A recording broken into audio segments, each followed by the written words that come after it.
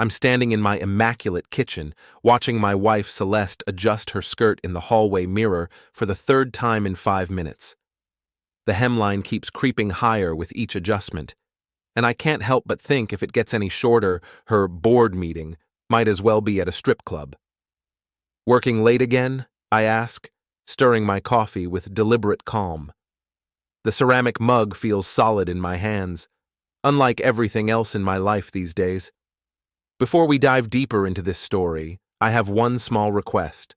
Please subscribe, drop a like, comment, and hit that hype button to boost this channel so more people can discover these incredible Reddit stories.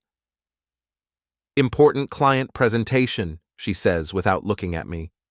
Her reflection shows perfectly applied lipstick and that distant expression she's been wearing for months. Don't wait up. Celeste Warner, she kept her maiden name naturally, is 37 years old and everything a successful marketing executive should be. Blonde hair that costs more than most people's rent, designer clothes that scream success, and a smile that could sell ice to penguins.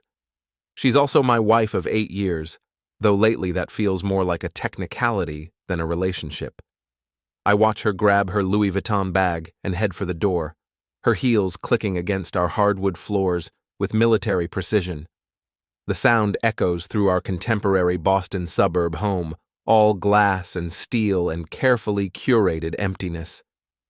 "Graham," she calls back without turning around, "try to do something productive today. Maybe update your resume." The door closes with a soft thud that somehow sounds like a gunshot. I stand there for a moment, taking in the silence of our perfect house. Everything is exactly where it should be. The granite countertops gleaming, the stainless steel appliances reflecting the morning light, the fresh flowers Celeste insists on buying every week arranged just so in their crystal vase. It's all perfect, just like she likes it, just like she demands it. 3 months ago, I was an investment banker at Morrison & Associates, pulling down a 6-figure salary and feeling pretty good about my place in the world. Then the layoffs hit, and suddenly I was Graham Pierce, 40 years old and unemployed. The severance package was decent, $100,000 to ease the transition, but that didn't soften the blow to my ego or my marriage. My phone buzzes on the counter. A text from Riley Matthews, my former colleague and one of the few people who still talks to me regularly. "Coffee? I've got news about the Henderson account you worked on." I text back, "Sure. Starbucks on Newbury in an hour?" Riley always has news. He's the kind of guy who knows everything about everyone in our industry, which makes him invaluable and occasionally dangerous. Tall, thin, with prematurely gray hair and a dry sense of humor that could cut glass, he's been my anchor in the storm of unemployment. I shower and dress carefully. Unemployment doesn't mean giving up on appearances. The navy suit still fits perfectly, the Italian leather shoes still shine, and my reflection in the bathroom mirror still looks like a man who belongs in a corner office. Fake it till you make it, right? The drive to Newbury Street gives me time to think, which these days is both a blessing and a curse. Boston traffic moves at its usual glacial pace, giving me plenty of opportunity to replay the last few months in my head. The morning I got called into HR, the awkward conversations with colleagues who didn't know what to say, the way Celeste's sympathy quickly turned to irritation, then to something that looked suspiciously like contempt. Riley is already waiting when I arrive, sitting in a corner booth with 2 large coffees and that knowing look he gets when he's about to drop a bombshell. "You look good for an unemployed loser," he says with a grin. "Thanks. Your pep talks are why I keep you around." He slides one of the coffees across the table. "So, remember Jennifer Walsh from Henderson Industries? The CFO? Yeah, what about her? She's been asking about you. Specifically, she wants to know if you're available for consulting work. Apparently, your analysis on their Q3 projections saved them about $2 million in bad investments." I feel something that might be hope stirring in my chest. Consulting work? Contract basis, but it could lead to permanent placement. She mentioned something about their current team lacking your particular insights. Riley leans back in his chair. Want me to set up a meeting? Absolutely. We talk for another hour about industry gossip and potential opportunities. Riley has a way of making me feel like I'm still part of the game, still relevant. It's exactly what I need. I'm feeling better than I have in weeks when I get home. The house is still empty. Celeste won't be back until late, if her recent pattern holds. I pour myself a scotch and settle into my home office to update my resume and prepare for whatever Jennifer Walsh might throw at me. That's when I see it. Celeste's iPad is sitting on my desk, probably left behind in her rush to get to her meeting. The screen is still lit, and I can see a text conversation open. I shouldn't look. I know I shouldn't look. I look anyway. The messages are between Celeste and someone named Bryce. The conversation is illuminating. Can't wait to see you tonight. Graham's been moping around the house all day. Poor baby. Maybe he'll find something to do with his time. Doubt it. He's been pathetic since the layoff. I don't know how much longer I can pretend to care. You won't have to much longer. Just be patient. My hands are shaking as I scroll up through their conversation history. Weeks of messages, months, planning meetings, sharing jokes about my situation, making plans for a future that apparently doesn't include me. Then I see the photos. Bryce is a good-looking guy in that generic, gym rat way that women seem to love. Square jaw, perfect teeth, the kind of abs you get from having a personal trainer and nothing better to do with your time. The photos are explicit and recent, very recent. I set the iPad down carefully, my mind racing. How long has this been going on? The message history suggests at least 4 months, which means it started before I lost my job. Maybe it started long before. My phone buzzes. A text from Celeste. Meeting running late. Don't wait up.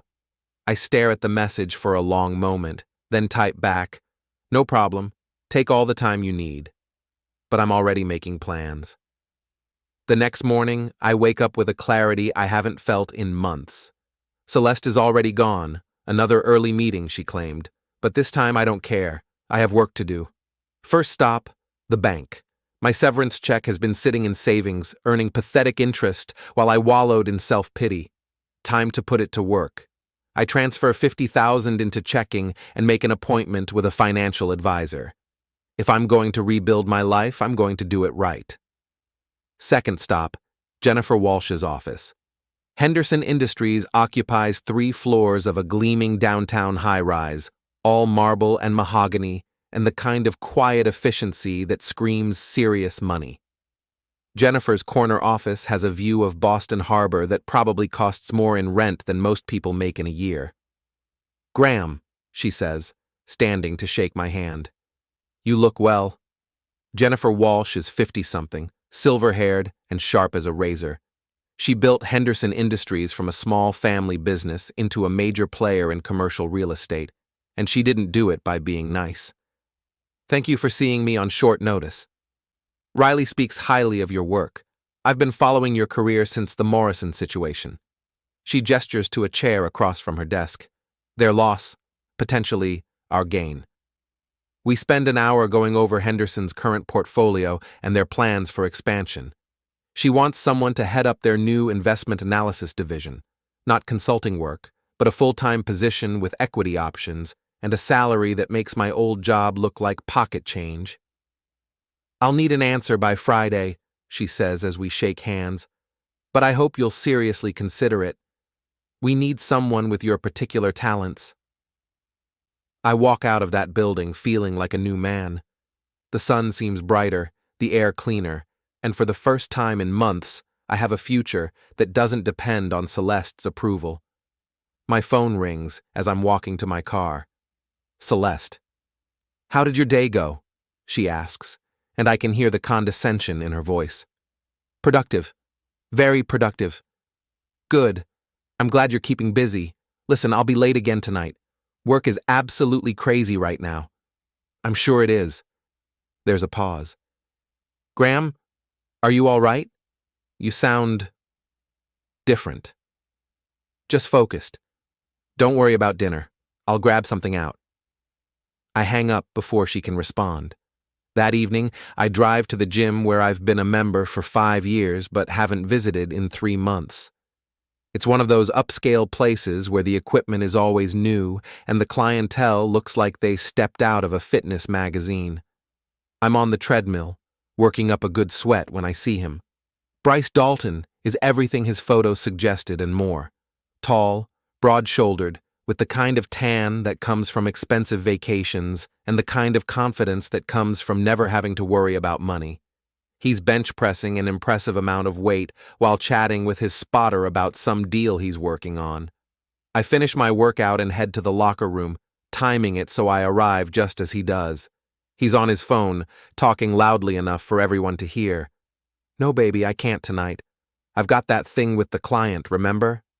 He pauses, listening. I know. Soon. Just be patient a little longer." He hangs up and starts changing clothes. I pretend to be focused on my own locker, but I'm watching him in the mirror. He's exactly the kind of man Celeste would be attracted to, all surface and swagger, the kind of guy who thinks his gym membership is a personality trait. "Excuse me," I say, turning around. "Aren't you Bryce Dalton from Morrison & Associates?" He looks up, clearly trying to place me. "Yeah, that's right. Do we know each other?" "Graham Pierce.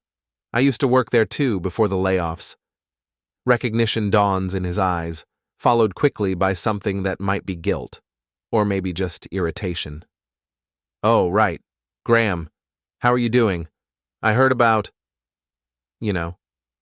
"Actually, I'm doing great. Just landed a new position at Henderson Industries. Better pay, better prospects." I smile. Funny how things work out. His expression shifts slightly. "Henderson Industries? That's great. Good for you." "Thanks. I should probably mention, I think you know my wife. Celeste Warner. She's mentioned working with someone named Bryce." Now he looks definitely uncomfortable. "Oh, yeah. Small world. She's great. Really talented." "She is. We're very happy together." I close my locker and shoulder my gym bag. "Well, I should get going. Celeste is making dinner tonight. You know how it is. Successful marriages require constant attention." I walk away before he can respond, but I can feel his eyes on my back. The next few days pass in a blur of activity. I accept Jennifer's offer, negotiate a start date 2 weeks out, and begin making plans. Real plans, for the first time in months. I also start paying attention to Celeste's schedule in a way I never have before. Her late meetings follow a pattern. Tuesdays and Thursdays, always at the same restaurant, always ending around 10 p.m. Her phone is constantly buzzing with texts she doesn't let me see, and she started taking calls in the other room. On Thursday evening, I decide to satisfy my curiosity. The restaurant is called Meridian, one of those trendy places with dim lighting and overpriced small plates. I park across the street and wait. Sure enough, at 7:30, I see Celeste's BMW pull into the valet stand. She's not alone. Bryce gets out of the passenger side, and they walk into the restaurant together. He has his hand on the small of her back, and she's laughing at something he said. They look comfortable together. Natural. I sit in my car for 2 hours, watching them through the window. They're at a corner table, leaning close together, sharing food and wine and intimate conversation. At one point, he reaches across the table to touch her face, and she closes her eyes like she's savoring the moment. They leave together at 9:45, and I follow them to the Marriott downtown.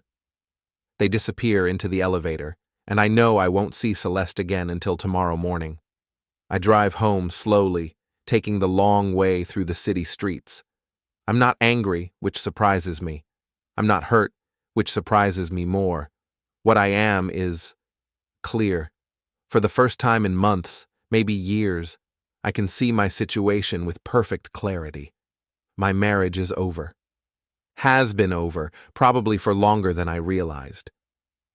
Celeste has already moved on. She's just waiting for the right moment to make it official. Probably when she's sure Bryce is ready to commit, or when she figures out how to maximize her advantage in a divorce settlement. But here's the thing she doesn't know. I'm not the same man she married. I'm not even the same man who got laid off 3 months ago. That Graham was soft, complacent, willing to let other people make decisions about his life. This Graham has plans. When I get home, Celeste's car is already in the driveway. She's in the bedroom, getting ready for bed, and she smiles when she sees me. "How was your evening?" she asks. "Quiet. I had dinner at that new place downtown, Meridian. Have you heard of it?"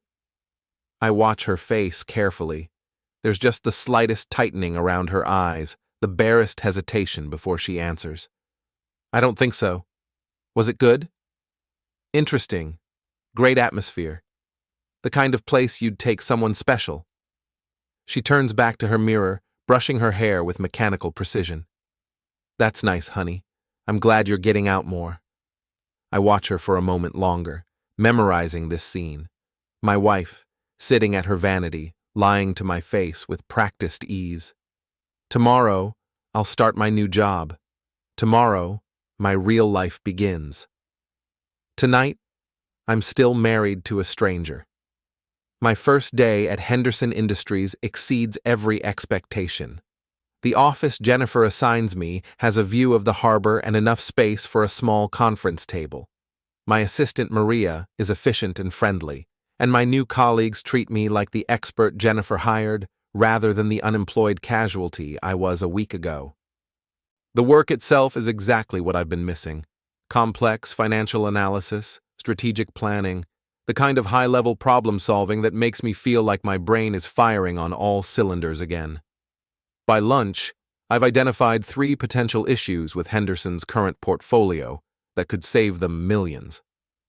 "You're going to fit in well here," Jennifer says when I present my preliminary findings. "I knew Morrison was making a mistake when they let you go." That evening, I stop by the Porsche dealership on my way home. The 911 Carrera is midnight blue with leather interior and every option available. It's beautiful, fast, and completely impractical for a man with a mortgage and a wife who thinks I'm unemployed. It's also exactly what I need. "I'll take it," I tell the salesman. "Don't you want to discuss financing options?" I pull out my checkbook. Cash. The look on his face is worth the entire purchase price. I drive my new car home slowly, savoring the feel of the engine and the way other drivers look at me, with a mixture of envy and respect. This is what success feels like. This is what confidence looks like. Celeste's BMW is in the driveway when I pull up, and I can see her face in the window as I park the Porsche next to it. Her expression is priceless. Shock, confusion, and something that might be fear. She meets me at the door. "Graham, what is that?" "My new car. Do you like it?" "Your new... How did you pay for a Porsche?" "I got a job, Celeste. A very good job." I walk past her into the kitchen and pour myself a scotch. Senior Vice President of Investment Analysis at Henderson Industries. 6-figure salary, equity options, full benefits. She follows me, her heels clicking on the hardwood. "When did this happen?" "Last week. I start Monday." I take a sip of my drink and watch her process this information. "I would have mentioned it sooner, but you've been so busy with work lately." "Graham, this is wonderful news. Why didn't you tell me?" "I wanted to be sure it was real first. You know how disappointed you were after the Morrison thing." She has the grace to look slightly ashamed. "I wasn't disappointed in you. I was disappointed for you. There's a difference." "Is there?" We stare at each other for a moment, and I can see her calculating. Her unemployed husband just became successful again, which changes her equation considerably. The question is, how much? "We should celebrate," she says finally. "Dinner tomorrow night? Somewhere special?" "I'd like that. How about Meridian? I hear it's very romantic." Again, that slight tightening around her eyes. "If that's what you want." "It is." That night, she makes love to me for the first time in 2 months. She's enthusiastic and attentive, and if I didn't know about Bryce, I might think she was genuinely happy for my success. Instead, I recognize it for what it is, a performance designed to keep me satisfied while she figures out her next move. I play my part, but my mind is elsewhere. I'm thinking about Bryce's face when he realizes his easy conquest has become complicated. I'm thinking about Celeste's expression when she realizes I'm not the same man she betrayed. Most of all, I'm thinking about how much I'm going to enjoy watching their perfect little romance crumble. The next evening, we drive to Meridian in the Porsche. Celeste looks stunning in a black dress that costs more than most people's rent, and I have to admit, we make a handsome couple. Several people turn to look at us as we walk in, and I can see the hostess mentally upgrading her assessment of our importance. "Mr. Pierce," she says with a smile. "Right this way." Our table has a perfect view of the restaurant, and I make sure to sit facing the room. Celeste seems nervous, checking her phone more often than usual and glancing toward the door every few minutes. "Expecting someone?" I ask. "What?" "No, of course not. This is all so sudden. The job, the car, this dinner. It's wonderful, but it's a lot to process." I understand. Change can be difficult. We order wine and appetizers, and I tell her about my new position in detail. She asks all the right questions and makes all the appropriate responses, but I can tell she's distracted. Her phone buzzes constantly, and she keeps glancing at it with increasing anxiety. "Popular tonight," I observe. "Just work. You know how it is." I do, though I have to say, it's nice to be able to turn it off sometimes. Focus on what's really important. I reach across the table and take her hand. "Like us." She smiles, but it doesn't reach her eyes. "Of course." At 8:15, her phone rings. She looks at the screen and her face goes pale. "I need to take this. Work emergency." She steps away from the table, and I watch her have an animated conversation near the bar. Even from a distance, I can see her gesturing frantically. When she returns, she looks shaken. "Everything all right?" "Fine, just a client situation that needs attention." "Nothing that can't wait until tomorrow?" "Unfortunately, no. Graham, I'm so sorry, but I need to go handle this. It's a major account, and if I don't deal with it tonight—" "Say no more." I signal for the check. Business comes first. I understand completely. The relief on her face is almost comical. "You're wonderful. I'll make it up to you, I promise." "I'm sure you will." I pay the check and we leave together, but instead of going home, I drop her off at her office building downtown. "Are you sure you don't mind?" she asks as she gets out of the car. "Not at all. Take all the time you need." I wait until she disappears into the building, then drive around the block and park where I can see the exit. 20 minutes later, she emerges and gets into a waiting taxi. I follow at a distance as it heads toward the Marriott. Bryce is waiting in the lobby, and the reunion is everything I expected. Relief, passion, urgent conversation. They disappear into the elevator together, and I know I won't see my wife again until morning. I drive home slowly, planning my next move. The pieces are all in place now. Celeste thinks she's managing the situation, keeping both her options open while she decides which future offers more security. Bryce thinks he's won the prize, stolen another man's wife through superior genetics and charm. They're both wrong, but they don't know that yet. 2 weeks into my new job, I've settled into a routine that would make my old self proud and my wife suspicious if she were paying attention. Up at 6, gym by 7, office by 9, home by 7. It's the schedule of a man who has his life together, which is exactly what I want everyone to think. The truth is more complicated. I'm using my new position and connections to gather information. About Bryce's company, his clients, his professional reputation, about Celeste's agency and the accounts she manages, about their relationship and how long they think they can keep it secret. The picture that emerges is fascinating. Bryce Dalton is 35 years old, divorced, and leveraged to the hilt. The Tesla, the downtown condo, the expensive gym membership, It's all financed with credit and maintained by a salary that's impressive, but not quite enough to support his lifestyle. He's been with Morrison and Associates for 3 years, and while his performance reviews are solid, he's not considered partner material. More interesting is his relationship history. 2 serious girlfriends in the past 5 years, both of whom ended things when they discovered he was seeing other women. According to my sources, Riley has friends everywhere. Bryce has a pattern of pursuing married women, particularly those with money and connections. Celeste, meanwhile, is playing a more sophisticated game than I gave her credit for. Her agency, Warner and Associates, yes, she named it after herself, is doing well but not spectacularly. She has several major clients, but she's been losing accounts lately to larger firms with more resources. Her overhead is high, her profit margins are thin, and she's been making some questionable financial decisions, like the new office lease she signed last month. Triple the rent for twice the space in a building that screams success but doesn't necessarily generate it.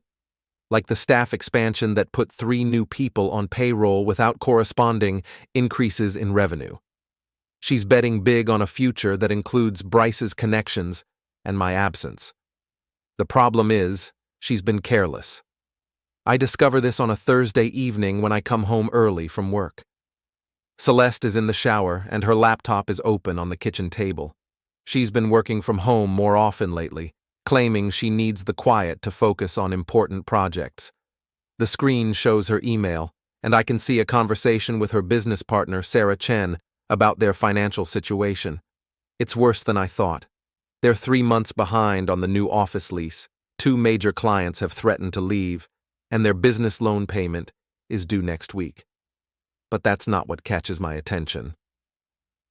At the bottom of the email chain is a message from Celeste to Sarah, dated 2 weeks ago. Don't worry about the cash flow. Graham's new job changes everything. His salary plus the equity options will cover our expansion costs easily. I just need to time this right. I read it twice to make sure I understand correctly. My wife isn't just cheating on me. She's planning to use my new income to finance her business while she transitions to her new relationship. She wants to have her cake and eat it too, my money and Bryce's other attributes. The shower is still running upstairs. I take photos of the email with my phone, then close the laptop and pour myself a drink.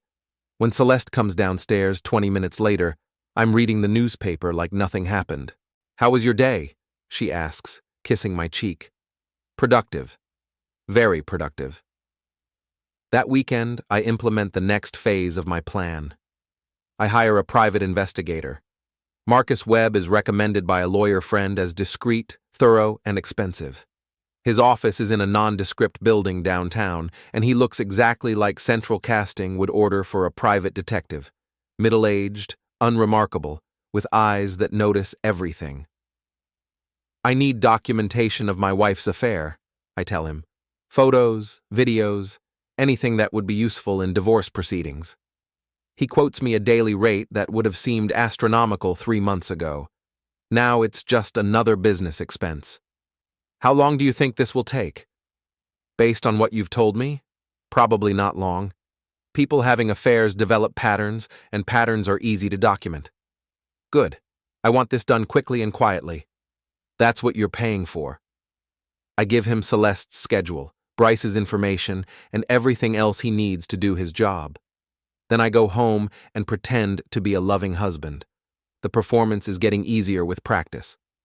That evening, Celeste announces she has to work late again. Big presentation tomorrow, she says, checking her makeup in the hallway mirror. I might not be home until very late. No problem. I'll probably work late myself.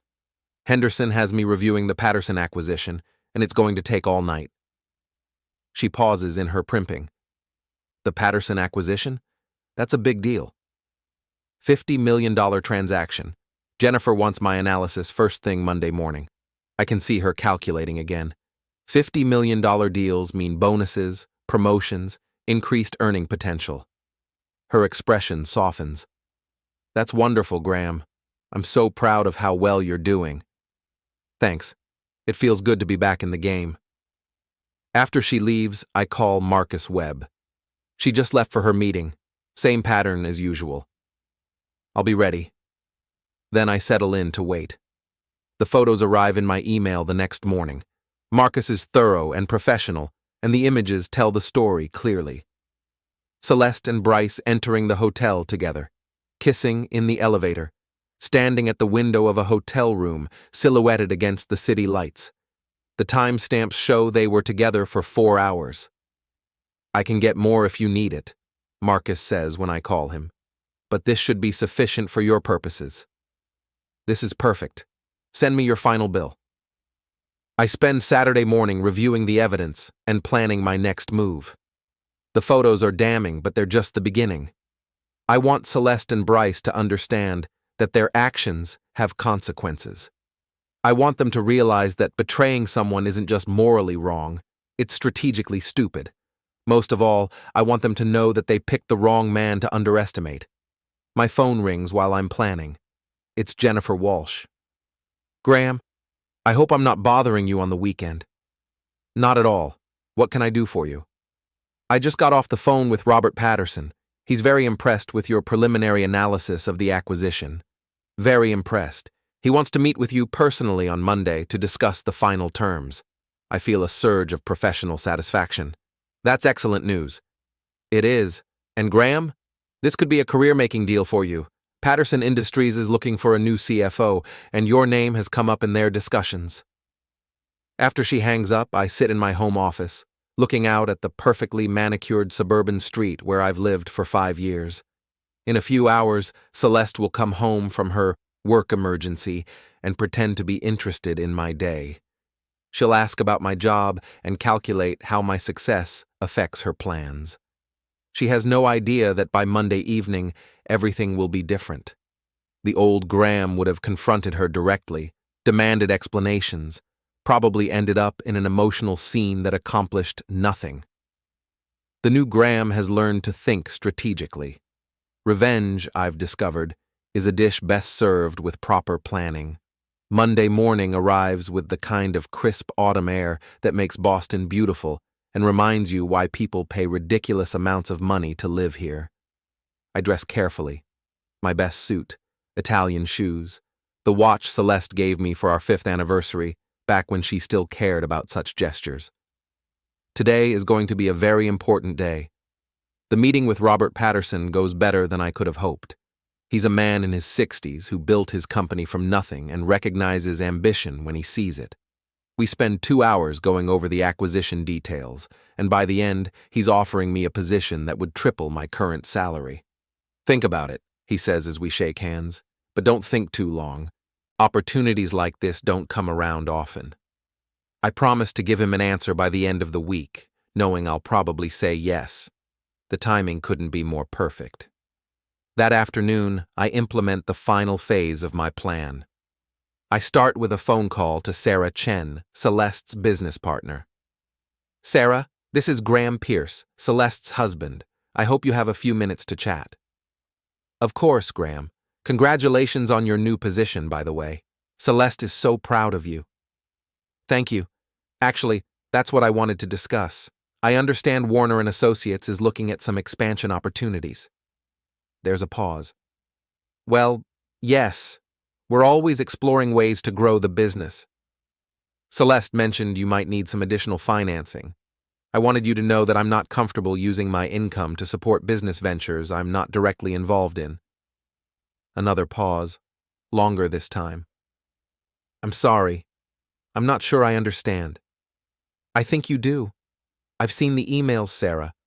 I know about the cash flow problems, the overdue rent, the assumption that my salary would solve your financial issues. I want to be clear. That's not going to happen." "Graham, I think there might be some misunderstanding." "There's no misunderstanding. I'm just making sure everyone has accurate information for their planning purposes. Have a good day, Sarah." I hang up before she can respond. Next, I call Morrison & Associates and ask to speak with their HR director, Linda Voss. I've never met her, but I know her reputation: efficient, no nonsense, and absolutely intolerant of anything that might create liability for the company. "Ms. Voss, This is Graham Pierce. I used to work there before the restructuring. Of course, Mr. Pierce. How can I help you? I wanted to make you aware of a situation involving one of your current employees, Bryce Dalton. I have reason to believe he's been using company resources for personal activities that might create exposure for Morrison. What kind of activities? Inappropriate relationships with clients and vendors. Specifically, using company credit accounts for personal entertainment. I have documentation if you're interested. I don't actually have documentation of Bryce misusing company resources, but I'm betting he has. Men like him always push boundaries, and HR directors like Linda Voss always investigate thoroughly. I'd be very interested in seeing that documentation. I'll have it to you by tomorrow morning. The third call is to Bryce himself. Bryce, this is Graham Pierce. We met at the gym a few weeks ago. Oh, hey Graham, what's up?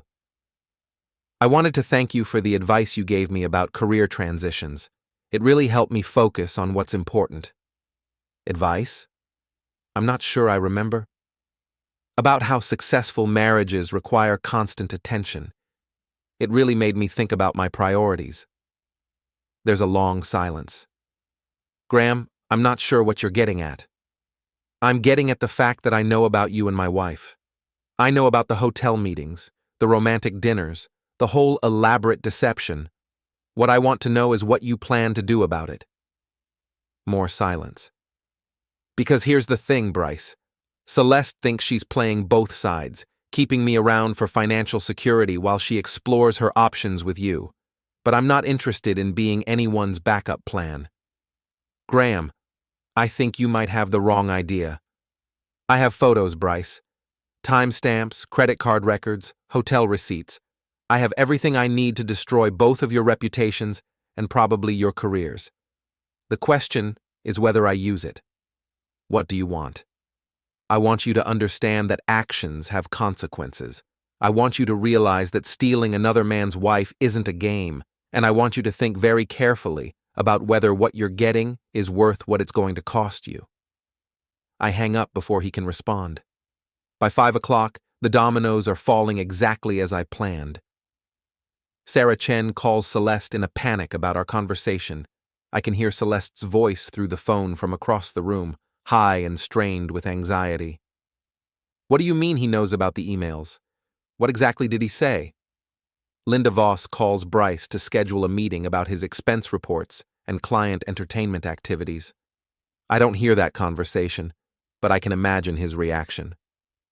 And Celeste comes home early, for the first time in weeks, with an expression that suggests her carefully managed world is starting to crack. Graham, we need to talk. I look up from my newspaper with mild interest. Of course. What about? Sarah said you called her today, about the business financing. I did. I wanted to make sure there weren't any misunderstandings about my role in your expansion plans. She sits down across from me, and I can see her trying to find the right approach. Graham, I think there might be some confusion about our conversations. Sarah and I were just discussing hypothetical scenarios, not making any assumptions about your income. Were you? Of course, I would never make financial commitments based on your salary without discussing it with you first. I set down my newspaper and look at her directly. Celeste, do you think I'm stupid? The question catches her off guard. What? No, of course not. Because for the past few months, you've been treating me like I'm too pathetic to notice what's happening in my own life. Like I'm too broken by unemployment to see that my wife is sleeping with another man. Her face goes white. Graham, I know about Bryce. I know about the hotel meetings, the romantic dinners, the whole elaborate deception. I know you've been planning to use my income to finance your business while you transition to your new relationship. She stares at me for a long moment, and I can see her calculating whether to deny everything or try a different strategy. How long have you known? Long enough. Graham, I can explain. I'm sure you can. You're very good at explanations, but I'm not interested in hearing them. I stand up and walk to my desk, returning with a manila envelope. These are photos of you and Bryce at the Marriott last Thursday night. These are copies of your emails with Sarah about using my salary for business expansion. This is documentation of Bryce's expense account irregularities that I've already shared with his HR department. I set each item on the coffee table between us. This is what consequences look like, Celeste. She picks up the photos with shaking hands. You hired a private investigator? I hired a professional to document the truth, the same truth you've been hiding while you pretended to be my loving wife. Graham, please, let me explain what happened. It's not what you think. It's exactly what I think. You started an affair before I lost my job, continued it while I was unemployed and vulnerable, and planned to use my recovery for your own benefit while you decided which future offered more security. She's crying now, but I feel nothing. No sympathy, no regret, no residual affection for the woman I thought I married. What do you want? She whispers. I want you to pack your things and leave, tonight. Graham, please, we can work through this. People make mistakes. This wasn't a mistake. This was a choice, a series of choices made over months, designed to maximize your advantage at my expense. I gather up the photos and documents. You have 1 hour to pack whatever you need. Everything else we can sort out through lawyers. Where am I supposed to go? I'm sure Bryce will be happy to help, assuming he still has a job after HR finishes their investigation. She stares at me like she's seeing me for the first time. You're not the same man I married. No, I'm not. The man you married was willing to be taken advantage of. This man isn't. An hour later, I watch her load suitcases into her BMW and drive away. The house feels different immediately, lighter, cleaner, like a weight I didn't realize I was carrying has been lifted. I pour myself a scotch and call Robert Patterson. Mr. Patterson, this is Graham Pierce. About that CFO position, I'm very interested in discussing it further. Excellent. Can you start next month? I can start whenever you need me. After I hang up, I sit in my home office, looking out at the suburban street where I've lived for 5 years. Tomorrow, I'll start the process of selling the house and moving closer to Patterson Industries. Next week, I'll finalize my divorce and begin my new life. Tonight, I'm going to enjoy the silence of a house that's finally mine. My phone buzzes with a text from Bryce. We need to talk. I delete it without responding. Some conversations aren't worth having.